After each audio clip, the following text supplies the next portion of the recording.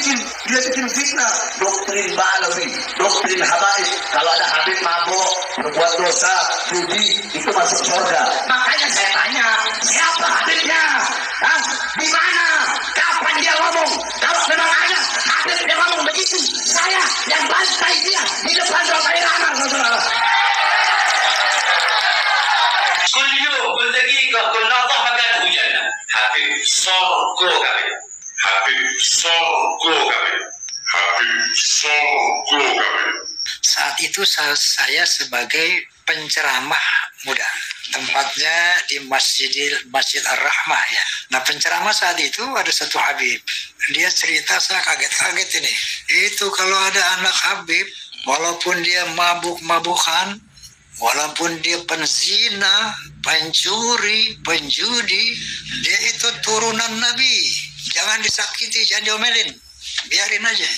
Dia itu ahli syurga. Innama yuridullah liyudhiba ankum rijsa ahlal bait. Sesungguhnya Allah tidak pernah berhenti fi'il mudhari. Selalu membersihkan daripada kotoran-kotoran yang terlihat maupun yang tidak terlihat. Kotoran yang terlihat artinya maksiat zahir, kotoran yang tidak terlihat artinya maksiat batin. Jadi kalau habaib itu ya dua-duanya, punya maksiat zahir, punya maksiat batin. Liyudhiba ankum rijsa ahlal bait wa yutahhirakum. Allah juga tidak pernah berhenti untuk membersihkan.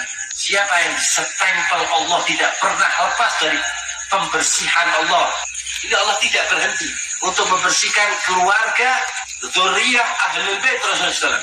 Liyudhiba ankum rijsa ahlal bait wa yutahhirakum. Lah kan sudah dibersihkan, kenapa kok disucikan? Tapi selain ahlul bait, hendaknya husnudzan. Husnudzan kepada nasab yang mulia ini mengambil ayat Al-Quran, innama yuridullah liyudhiba ankum rijsa ahlul bait wa yutahhirukum tathira. Allah ingin mensucikan kamu wahai ahlul bait dan membersihkan kejelekan kamu dan mensucikan sesuci-sucinya. Enggak mungkinlah setelah Allah mensucikan akan dimasukkan neraka. Jadi jangan berpunya mulut kepada Allah. Jangan kalau kamu benci habaib, jangan terus kamu supaya fitnah habaib. Wallahilazim, tidak ada kebencian saya sedebu pun kepada para habaib sekarang ini, kecuali sebuah keikhlasan ingin berbagi. Kita diskusi, kita tukar pikiran. Mari kita telah kembali ayat-ayat Al-Quran yang selama ini dipegang, ayat-ayatnya selama ini ditafsirkan berbeda oleh kelompok Ba'alawi, sehingga jadi tidak ada privilege buat keturunan Nabi. Orang heran jadi para begal naksar semua. Akhirnya jadi keturunan Rasulullah. Nantang. Makanya jangan menfitnah seperti itu. Betul. Jadi orang itu harus adil di tengah.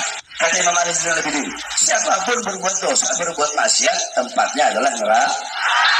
Innama yuridullah liyudhiba ankumur rijsa ahlal bait. Sesungguhnya kata Allah Subhanahu wa taala, Allah selalu berkehendak, enggak pernah berhenti, yuridu fi'il mudhari, enggak pernah berhenti Allah taala untuk membersihkan kotoran dari zahir maupun batin dari keluarga Nabi Muhammad ahlul bait. Kalau dibersihkan berarti memang kotor. Ahlul bait itu bukan nabi, habaib itu bukan rasul. Makanya ya ada dosanya, ada kotorannya.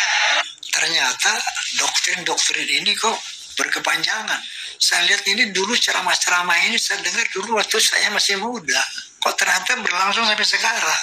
Apa yang menjadi dasar pemikiran keyakinan beliau-beliau ini? Satu, dia menggunakan firman Allah Subhanahu wa taala, "Innama yuridullahu ayyadhiba ankum rijsa ahlal bait wa yutahhirakum tathira." Namun sesungguhnya aku ingin membersihkan kesalahan-kesalahan dosa-dosa kalian dan wa yutahhirakum tathira, dan aku akan mensucikan kamu dengan sesuci-sucinya. Saya banyak mendengar dari kelompok habaib ini yang digunakan dalil mau berzina, mau judi, kita telah dibersihkan Allah. Kalau doktrin ini di kalangan para habaib terus dikumandangkan, ini terserang kasihan para generasi habaib. Akan jadi apa nanti generasi Ba'alawi ini kalau penafsiran mereka seperti itu? Orang Irama ngomong, habaib itu mendoktrin. Kalau habib mau dia maksiat, mau dia zina, mau dia mabuk, tetap masuk surga. Saya bilang, saya tanya sekali lagi, Roma, habib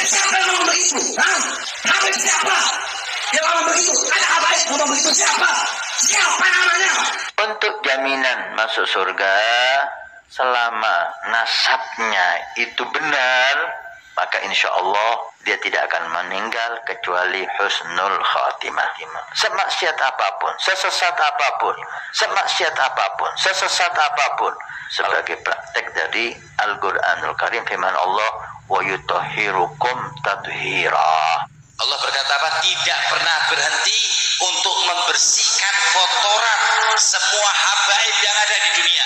Semua habaib yang ada di dunia dibersihin. Di sini maksudnya husnul khatimah, akan bareng dengan jinnya nanti di akhirat.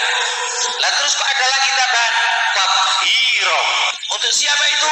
Untuk orang-orang yang mahabbah dengan ahlul bait, untuk orang-orang yang mencintai habaib, untuk orang-orang yang mencintai habaib. Nah ternyata bahwa dari tahun waktu saya masih muda 55 tahun yang lalu ini sudah didengungkan oleh mereka, sampai sekarang itu juga didengungkan oleh mereka.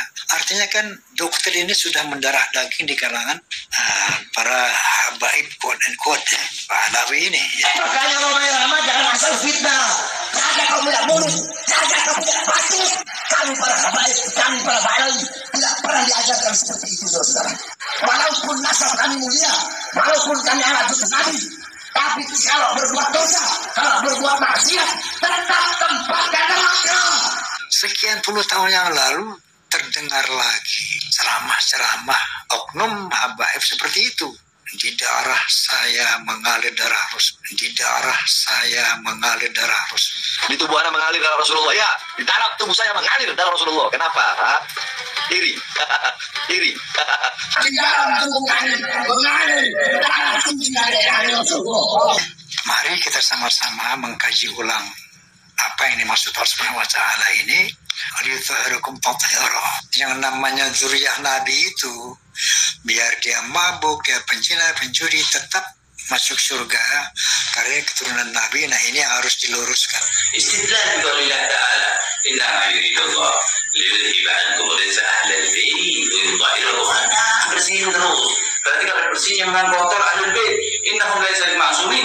Enggak masuk ahlul bait. Ya Allah, bersih wala nabi wala malaikah Quran. Innama aku yuri, enggak berhenti. Fi'il mudhari. الرزق كل يوم كل دقيقة كل لحظة مكانه جنة. titik. Habib sorgo kabeh. كل يوم كل دقيقة كل لحظة مكانه جنة. titik. Habib sorgo kabeh. Habib sorgo kabeh. Habib sorgo kabeh. Apa Pak ngomong? Nama yuridullah. Azwaj Rasulullah sallallahu alaihi wasallam al-bait berarti selesai ayat ini. Terlihatlah ada itu. Hadisnya ada kalau ayat tadi. Innama yuridullah liyudhiba ankum rijsa. Kotoran batin. Habaib hasan na'am. Bughd na'am. Baqil na'am. Lakin ta'ala sing bersih Allah. Sing ngotorin diri kotoran. Saya kasih kepada Allah Ta'ala.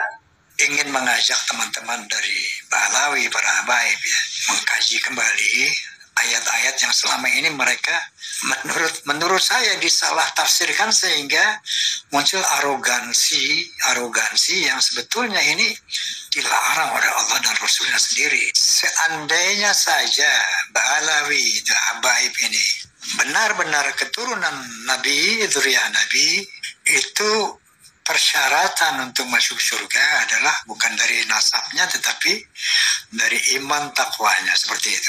Wa qala Nabi sallallahu alaihi wasallam, "Law anna Fatimah binti Muhammad saraqat laqata'tu yadaha laqata'tu yadaha." Kalau Fatimah binti Muhammad mencuri, aku potong tangannya. Jadi nggak ada privilege ternyata buat keturunan Nabi sekalipun di sisi Allah Subhanahu wa taala illa taqwa. Bismillah wassalatu wassalamu ala Rasulillah wa ala alihi wa sahbihi wa man walah wa la hawla wa la quwwata illa billahi amma ba'du. Kaum muslimin wal muslimat rahimani wa rahimakumullah. Barusan kita mendengarkan sentilan dari Bang Haji Roma Irama terkait dunia perhabiban, di mana beliau mengkisahkan dulu waktu menjadi penceramah muda ya di Masjid Ar-Rahmah, beliau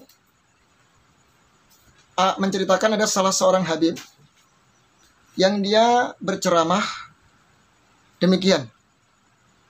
Jika ada anak Habib yang dia mabuk-mabukan, penzina, penjudi sekalipun, bermaksiat, maka jangan disakitin, jangan diomelin.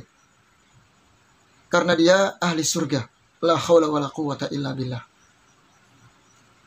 Terkadang kita juga dikagetkan atau dikejutkan dengan berbagai ceramah-ceramah mereka yang aneh. Bahkan tingkah laku mereka yang aneh. Ya, ada yang mengatakan bahwa satu orang Habib yang jahil itu lebih baik daripada 70 ulama. Ini banyak bertentangan dengan nas dalil. Bahkan kita dapati sebagian mereka yang banyak melakukan perbuatan-perbuatan baru dalam agama yang tidak dicontohkan oleh leluhur mereka, yaitu Rasul Shallallahu Alaihi Wasallam. Ini yang menjadi tanda tanya besar. Apakah mereka itu benar-benar keturunan Nabi atau hanya sebatas klaim belaka? Maka kita lihat ya bagaimana pandangan syariat Islam terkait dengan orang yang paling mulia di sisi Allah Subhanahu wa taala. Status seseorang dikatakan mulia di sisi Allah Subhanahu wa taala adalah ketika dia bertakwa kepadanya. Ketika dia memperbanyak amal soleh. Ketika dia beriman kepada Allah Tabaraka wa ta'ala. Allah berfirman, Inna akramakum indallahi atqakum. Sesungguhnya orang yang paling mulia di antara kalian di sisi Allah adalah orang yang bertakwa kepadanya. Kemudian Allah juga berfirman, walikullin darajatum mimma amilu. Masing-masing kalian akan memiliki tingkatan-tingkatan di surga tergantung amalan yang dia kerjakan. Di sini jelas bahwa standar sebuah kemuliaan di sisi Allah Subhanahu wa taala bukan diukur dengan nasab, ya, bukan diukur dengan kedudukan, status sosial, tapi dengan ketakwaan dia kepada Allah Subhanahu wa taala. Kemudian juga dengan amal soleh yang dia kerjakan kepada Allah Tabaraka wa ta'ala. Bahkan Rasul Shallallahu Alaihi Wasallam juga bersabda, "Wa man batta'a amaluhu lam yusri bihi nasabuhu." Barang siapa yang lambat, ya, yang jelek, lambat amalannya, maka nasabnya tidak bisa mengejar kemuliaannya. Nabi Shallallahu Alaihi Wasallam sangat jelas menerangkan bahwa sekalipun dia nasabnya mulia, bahkan sampai ke Rasul Shallallahu Alaihi Wasallam, kalau amalannya jelek, maka nasabnya itu tidak bisa meraih derajat kemuliaan. Inilah hikmah Allah Subhanahu wa ta'ala menciptakan manusia berbangsa-bangsa, bersuku-suku, ya, berkobilah-kobilah. Ada yang laki-laki maupun perempuan. Ada yang berkulit putih maupun hitam, ada yang tinggi, ada yang pendek. Itu semuanya tidak berarti di sisi Allah Subhanahu wa ta'ala kecuali orang tersebut bertakwa kepadanya.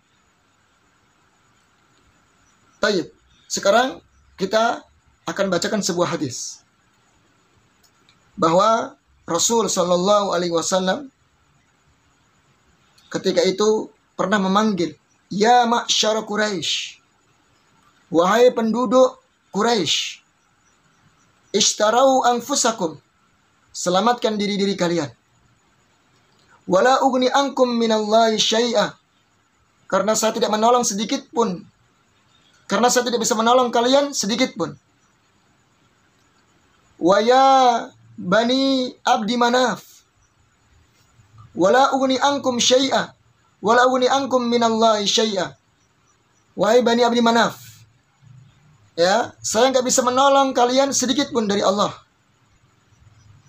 Kemudian juga beliau memanggil, ya Abbas bin Abdul Muttalib, wala ugni anki angka minallahi syai'a. Saya nggak bisa menolong kalian sedikit pun. Kemudian Rasul juga memanggil, ya Sofiyah, ammata Rasulillah sallallahu alaihi wasallam. Wahai Sofiyah, bibi Rasul sallallahu alaihi wasallam, wala ugni anki minallahi syai'a. Saya nggak bisa menolong engkau sedikit pun daripada Allah. Kemudian Nabi memanggil putrinya, wa ya Fatimah binta Muhammad, sallini min mali ma syi'ti. Wahai Fatimah, putri Rasul sallallahu alaihi wasallam, mintalah kepadaku dari hartaku apa yang kau inginkan. Wala ughni anki minallahi syai'ah. Dan saya tidak bisa menolongmu sedikit pun daripada Allah Subhanahu wa taala. Lihat, kalau Fatimah saja, putri Rasul sallallahu alaihi wasallam, yang paling dekat nasabnya, putrinya, Rasulullah tidak bisa menolongnya nanti di hadapan Allah di hari kiamat. Lantas bagaimana orang yang statusnya jauh nasabnya, apalagi hanya klaim belaka, apalagi hanya bermodalkan hidung mancung atau muka Arab, lantas mengatasnamakan keturunan Rasul sallallahu alaihi wasallam, tentu jauh dari apa yang dia harapkan. Dan ingat, Allah Subhanahu wa taala juga pernah berfirman yang berbunyi, fa idza nufikha fis-sur fala ansaba bainahum yauma idzi wala yatasaalun. Maka ketika ditiup sangkakala, trompet, akan tidak ada pertalian nasab. Sudah terputus pertalian nasab di antara mereka, dan pada waktu itu mereka tidak ada yang saling bertanya di antara mereka. Sudah selesai. Ya, masing-masing menghadap Allah Subhanahu wa taala sesuai dengan amalannya. Maka wahai kaum muslimin, maka segera kita berlomba-lomba mencapai derajat yang mulia di sisi Allah Subhanahu wa taala dengan melaksanakan perintahnya dan menjauhi larangannya, dan berusaha menjadi hamba yang bertakwa di sisinya. Semoga bermanfaat. Billahi taufiq wal hidayah. Wassalamualaikum warahmatullahi wabarakatuh.